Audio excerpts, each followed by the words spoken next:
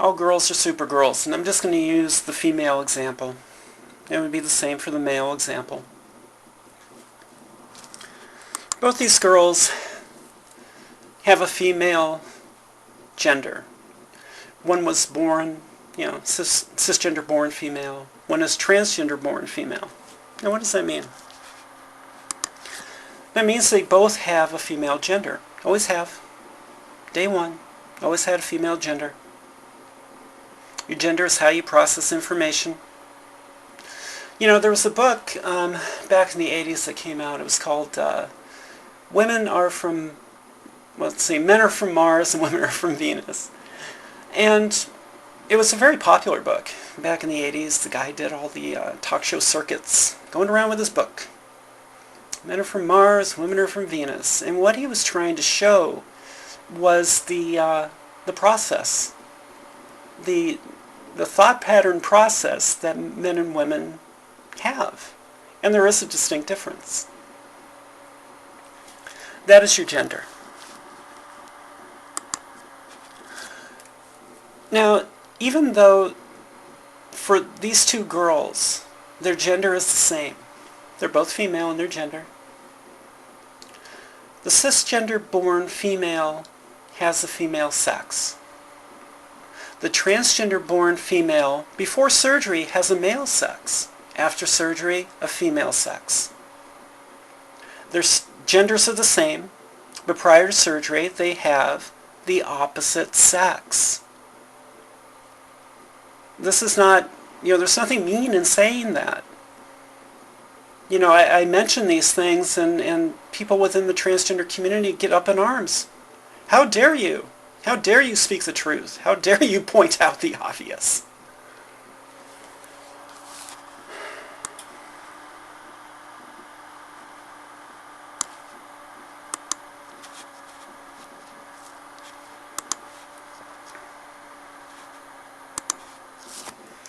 Restroom access and the ability to participate in activities based on a student's declared gender must be protected.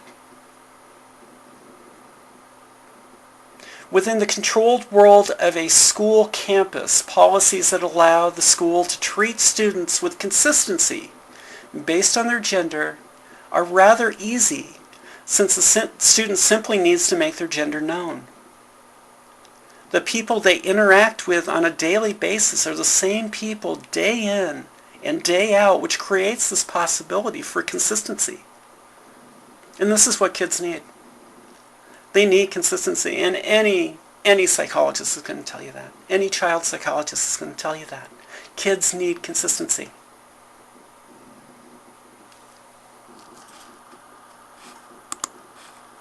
Policies need to be established in all schools prior to the student's feeling of need to come out as transgender.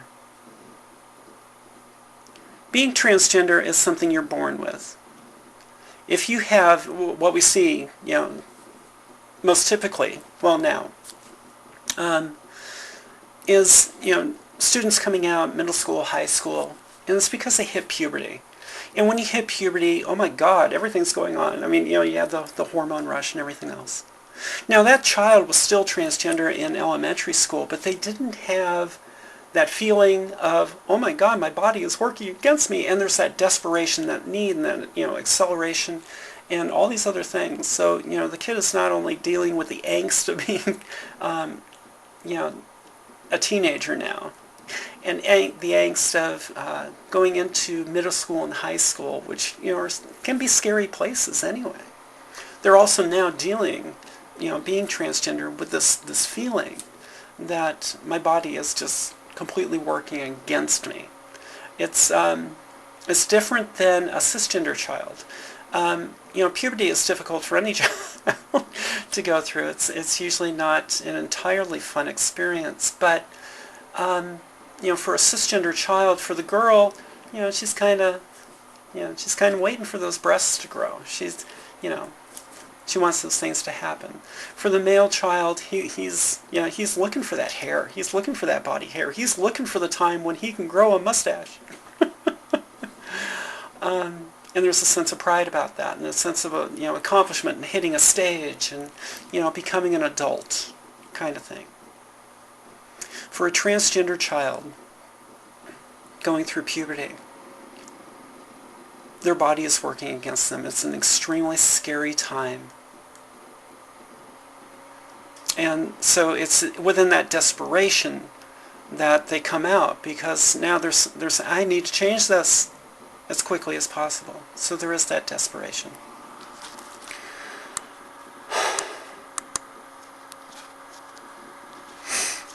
Now, policies that are needed, and these are simple policies. This is what we were going toward until everything went haywire, until the LGBT just completely got off the tracks and started running toward a cliff.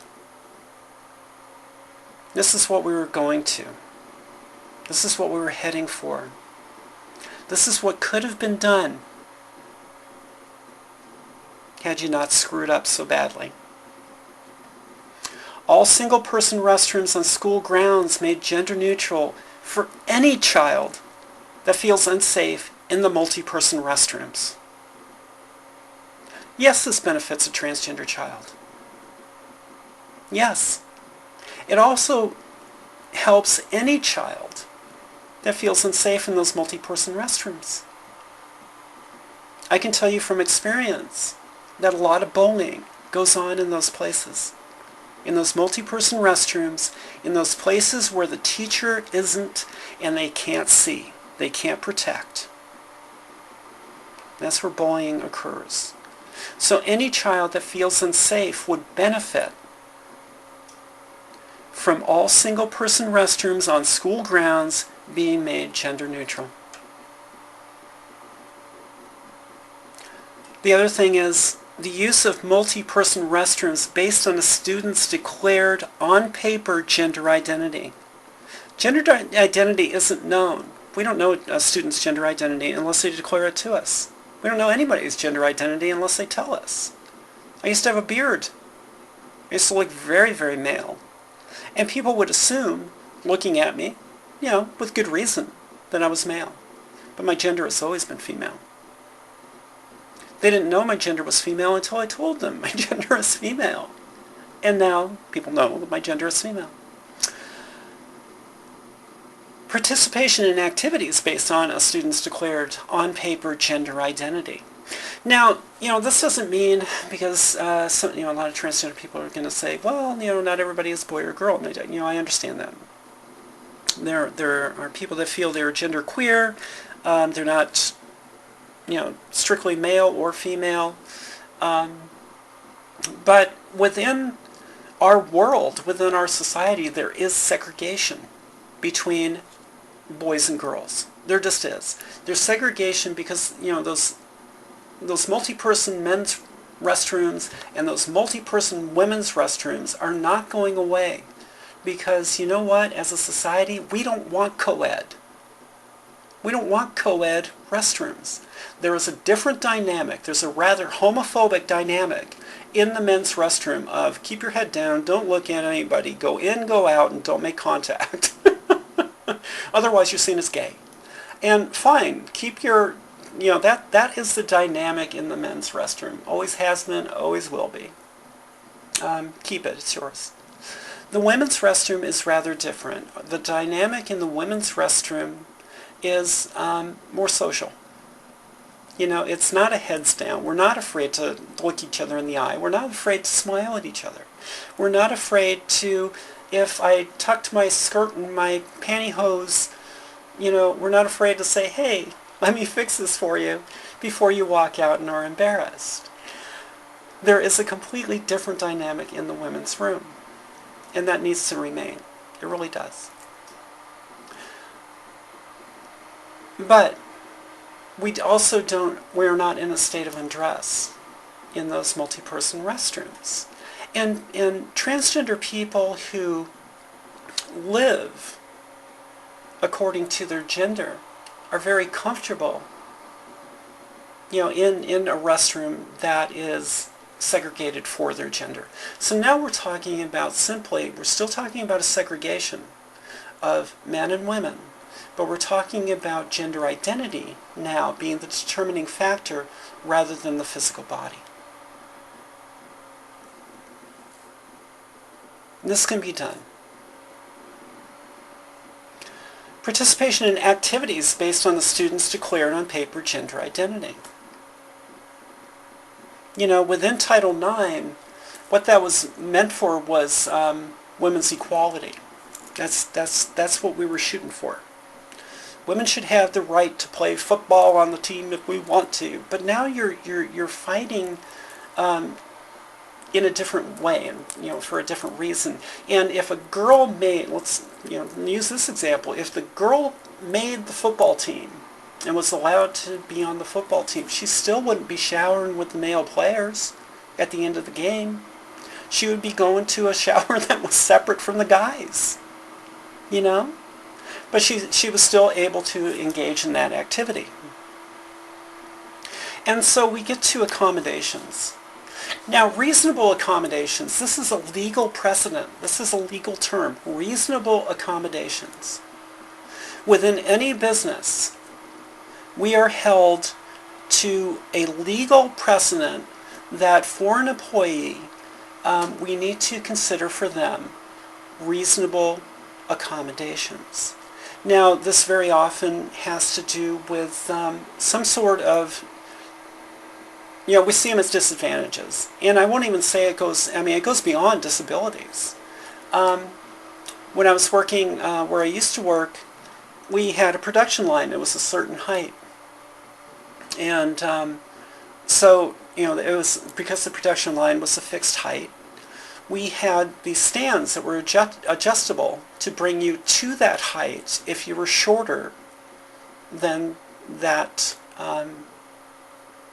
height, to work comfortably without being hurt.